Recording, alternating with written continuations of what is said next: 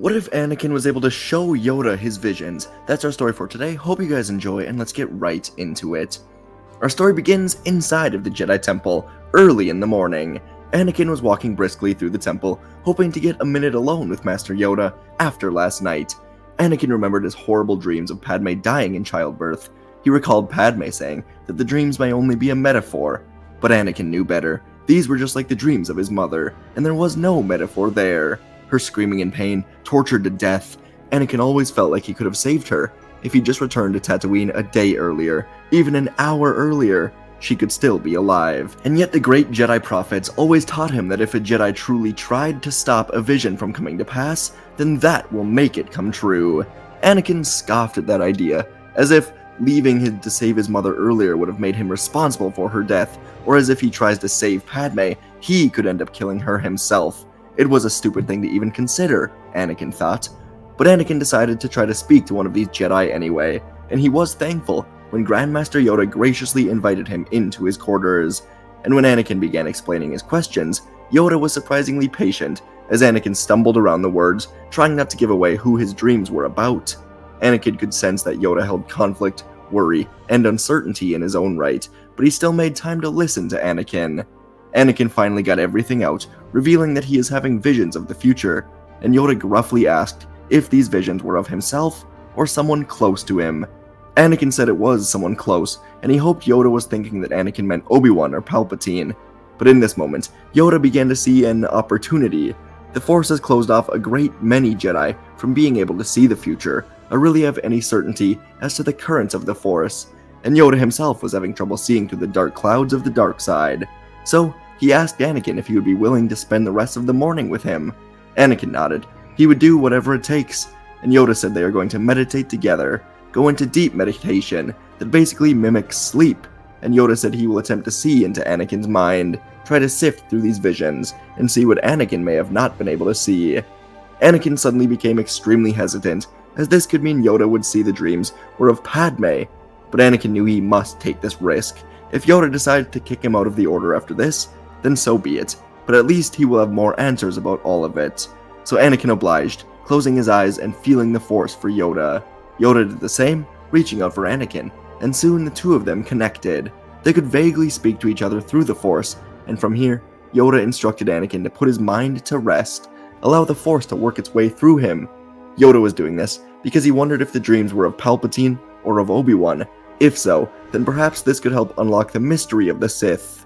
Both of them sat here for an hour, until finally, their minds sunk into a shared meditative sleep. Yoda usually wouldn't try this. He was largely against seeing the future, and in turn would try to stop it from coming to pass. It went against many of his teachings, but he was desperate today. He remembered visiting Dagobah during the Clone Wars, training with the ghost of Qui-Gon to live on even after death, and Yoda saw visions of Jedi dying in the temple. He saw a reality where Dooku never turned. He saw horror, peace, but he needed more, and perhaps Skywalker is the key. Soon enough, as Yoda was immersed in the Force, he could hear screams of pain. He could hear medical droids whirring around, and Yoda focused harder, tried to see more, and soon he could hear Obi-Wan's voice. He urged a woman to stay with them, and soon Yoda saw the room they were in. It was a medical facility, and Yoda can now see it was Padme on the table, screaming out in pain. Obi-Wan was next to her, and Yoda looked to the doors to see himself in the room. And the last thing Yoda heard was Padme say, "There's still good in him," before she died, and Yoda was thrown back into the real world. Seconds later, he and Anakin were both awake, and Yoda looked down, shaking his head in disappointment. He told Anakin that he saw the dreams, and Yoda knew now that Anakin was the key to all of it. The final line from Padme, where she told Obi-Wan that there is still good in him, meant one thing to Yoda. Anakin turned to the dark side in these visions. Yoda took a moment to consider how powerful, how dangerous Anakin would be in the dark side. He wanted to scold Anakin for forming this attachment, but what use would that bring? He was in love with Padme. Her child is the offspring of Skywalker. So Yoda decided that he must be the one to keep an eye on Anakin for the survival of the entire Order. If the Sith are attempting to ensnare Anakin, then he must be taken away. And Yoda would ask Anakin to come with him, as a council meeting is soon beginning, and he will be receiving a new mission. Anakin said he is supposed to meet with the Chancellor today, but Yoda said that must wait, saying that if he wants to save Padme, then he will come with him. And so Anakin followed, and in council, Yoda would have Anakin take a seat, and when the conversation of Kashyyyk came up, Yoda said that he would go, but he is taking Skywalker as well. Most of the council members were surprised by this, especially Windu, who thought it would be smart for Anakin to spy on Palpatine, but Windu could tell that Yoda had a clear reason for doing this, so the council accepted Yoda's judgment. When the meeting came to an end, Anakin walked with Yoda and said that he can't just leave Padme here on Coruscant. He won't be able to think about anything else, and Yoda said that is why she will be coming with.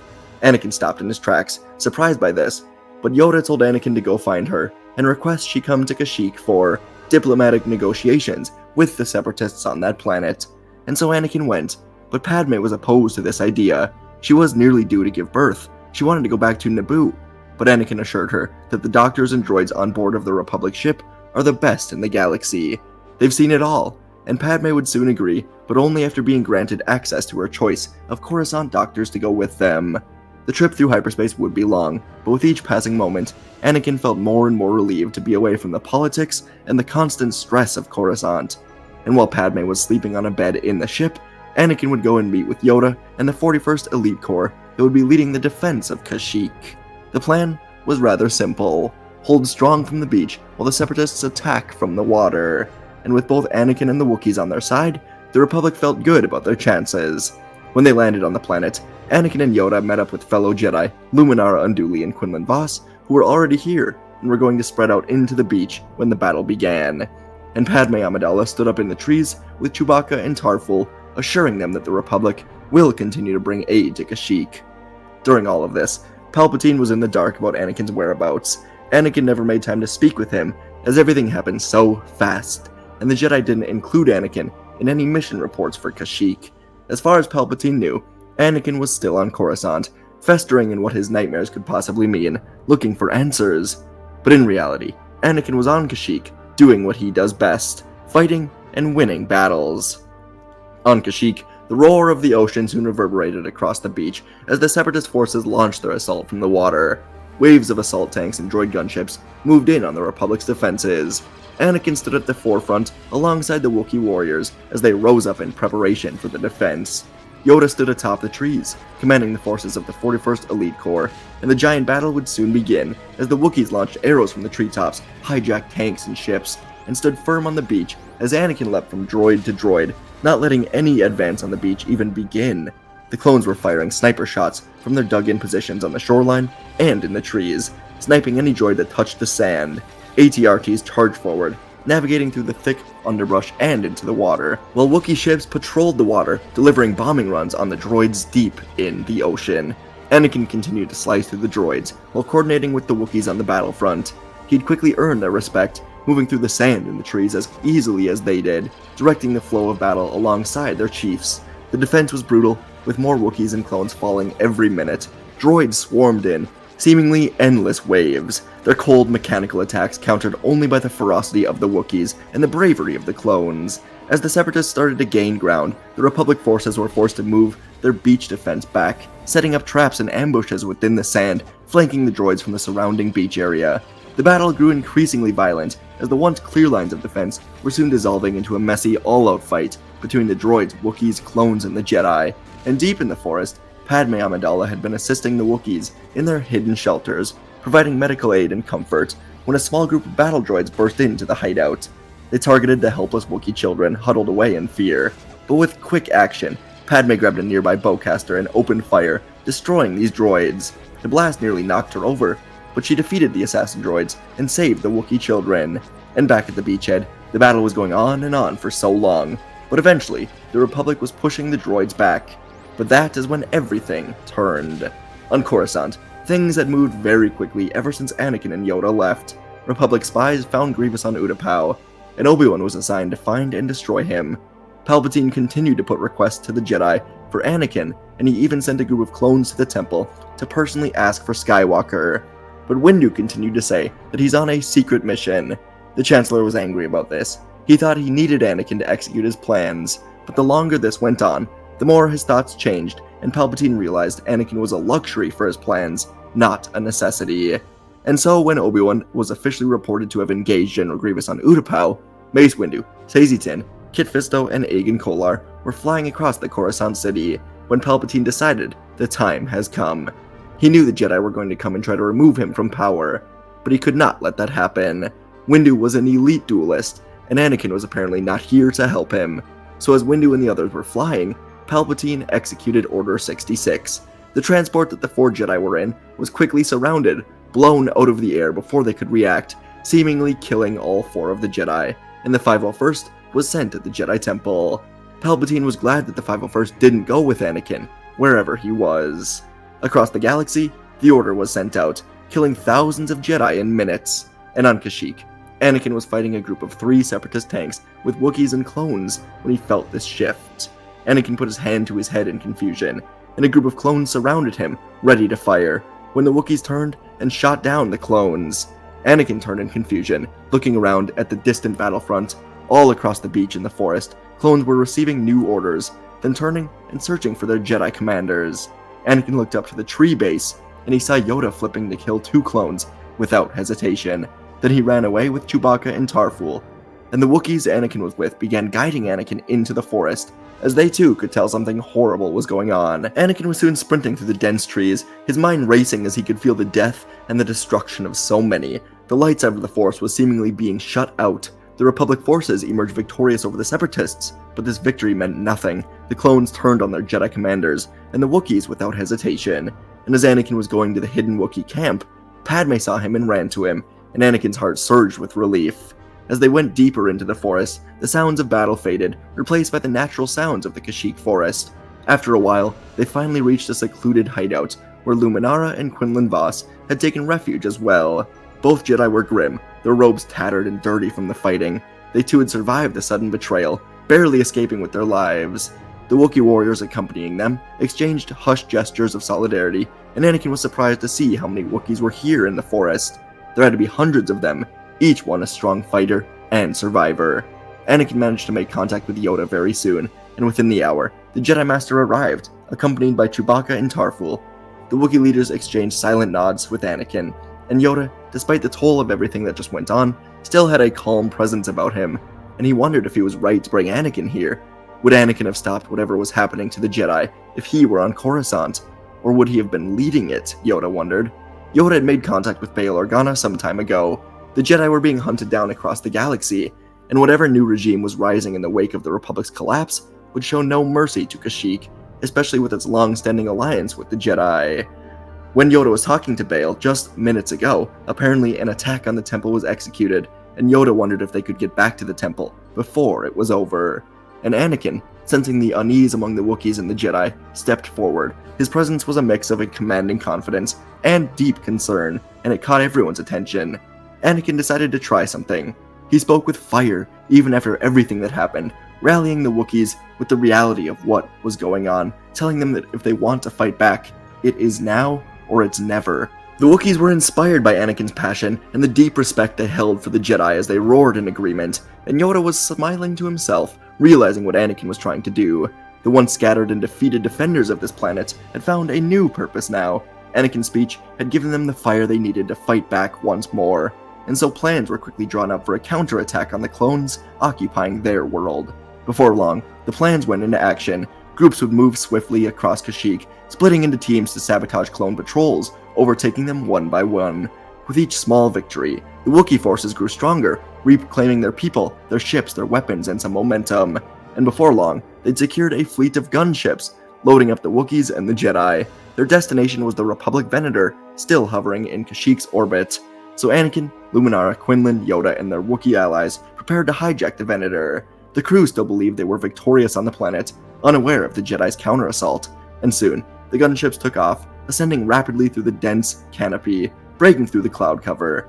The assault on the Venator was swift and powerful, as the Republic troopers on board were not expecting Jedi and Wookiees to enter their ship with the clone gunships. They stormed into the Venator, and Anakin led this charge, carving a path to the command deck, while Yoda, Vos, and Luminara orchestrated other key systems. The Wookiees moved through the corridors like a tidal wave alongside the Jedi, overpowering clones at every turn, and eventually, the Venator was under their control. The clone forces aboard were either subdued or eliminated. Fighting the clones was a horrible experience for Anakin, but he could tell something was horribly off. They were without mercy, almost like droids, and Anakin knew he had to protect himself and Padme. With the ship now in their hands, Anakin stood on the bridge, and he orchestrated a jump to hyperspace. They had a new mission, Coruscant. And inside the grand halls of the Coruscant Jedi Temple, the walls were echoing with the sounds of blaster fire, the hum of lightsabers, and the frantic defense of the Jedi against these clones. Windu, Fisto, and Shaak Ti stood as an unbreakable line, as Windu and Fisto secretly survived the attack on their transport, heading to arrest Palpatine. Their faces were showing their exhaustion, their desperation. Clones advanced on them without mercy, their attacks ruthless, no hesitation in their assault, as they aimed to extinguish the Jedi once and for all. It had been many hours of defense, and now Windu was deflecting a barrage of blaster fire, while Shaak Ti's movements were graceful but strained, and Fisto was barely holding on, as the three of them were the main protectors of the temple's younglings and Padawans. But just as the situation grew even more dire, a dark presence entered the temple. Sidious was here, his impatience radiating through the Force, and with a flick of his hand, he entered the main hall where the Jedi were defending, firing lightning at the three of them, sending the Jedi crashing hard into the wall. Clones surged forward again, and the younglings cried out in fear, as it seemed all hope was being lost. Windu stood up once more, seeing Sidious and the hundreds of clones running at him, and he reignited his blade, ready to die for the Jedi and for the Republic. And suddenly, the roar of the engines filled the air. Republic gunships descended from the skies. They could be seen through the gaping holes in the temple ceiling. The clones inside the temple hesitated for a moment, glancing upward as the gunships hovered above them. Their confusion turned to panic as the doors of the gunship swung open, revealing a massive force of Wookiee warriors pouring out into the temple, their battle cries echoing across the temple grounds. And charging alongside them were Anakin Skywalker, Yoda, Quinlan Vos, and Luminara Unduli.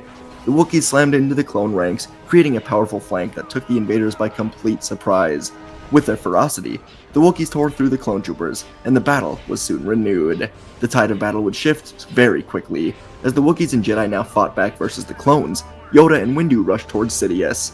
The Sith Lord turned his attention to the two Jedi Masters, and the clash of light and dark began, as Windu's powerful strikes and Yoda's acrobatic flips took on Sidious. The duel raged as the two Jedi pressed Sidious back through the halls, blaster fire ringing out. They were determined to end Palpatine's reign over the galaxy. And meanwhile, Anakin, Quinlan, Luminara, and the Wookiees continued to tear through the remaining clones. Anakin fought like a true warrior, determined to end this horror and be with his wife with the dark side eradicated, while Quinlan's unorthodox fighting style kept the clone troopers back. Luminara protected the younglings, guiding them to safety as the Wookiees defended the Jedi with their lives, each of them a force of nature, cutting through the remnants of the clones. And as the last of them fell, the temple still echoed with the sounds of the great duel as Yoda and Windu fought Sidious at the heart of it all. But for the first time since Order 66 had begun, there was hope for the light. When Yoda heard the battle in the temple end with victory for the Republic, he sacrificed himself to Sidious's blade, getting stabbed and holding the Dark Lord in place, allowing Windu to cut through Sidious, as Yoda died next to the Dark Lord, marking the end of an era. The Jedi Temple would be freed, but the survivors knew it was not over yet, so together Windu, Fisto, the younglings, and the Wookiees began taking speeders, gunships, or anything else that would fly up to the Republic Venator in space, where Padme was waiting with the remaining Wookiees. Anakin would look for Yoda's body next to Sidious's, but it was gone, and Anakin suddenly could hear his voice from beyond, telling Anakin that he has done well staying in the light, and he now must trust that Padme will survive. So Anakin joined up with everyone else, and their Venator jumped to hyperspace as the Coruscant security was finding out what was going on. The remnants of the Jedi Order would travel to Tython, and they would spend most of the next few months on the run, as the Republic tracked them down to this planet, but not before Padme was secretly taken to Naboo, giving a safe birth before laying low with her twins. The situation was horrible for the Jedi, as the Republic was sorting through how to move forward, but when the war was officially ended, the Jedi were able to renegotiate their way back into the Republic, showing proof that Palpatine was in charge of everything, including the clones and their inhibitor chips.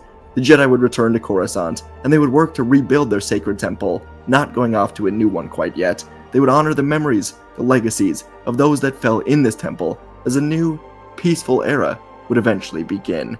And folks, that is our story for today. Wanted to do something with Yoda and just Anakin together, and decided on Yoda actually being able to see Anakin's visions. Not something I've really explored ever, I don't think, where one of the Jedi, or really anyone, can see exactly what Anakin is seeing and understand why he might, obviously there's no excuse for what he did, but just like at least see what he was seeing and just be able to maybe empathize. Empathize. That's a word. A bit more. Yeah, so wanted to go through that. Yoda just seeing or kind of hoping that maybe there's something he can see that leads him to knowing what to do, and just ultimately concluding that Anakin is the key to everything. I thought was an interesting way to go about it. So I hope you guys enjoyed. Appreciate it, and I'll see you in the next video.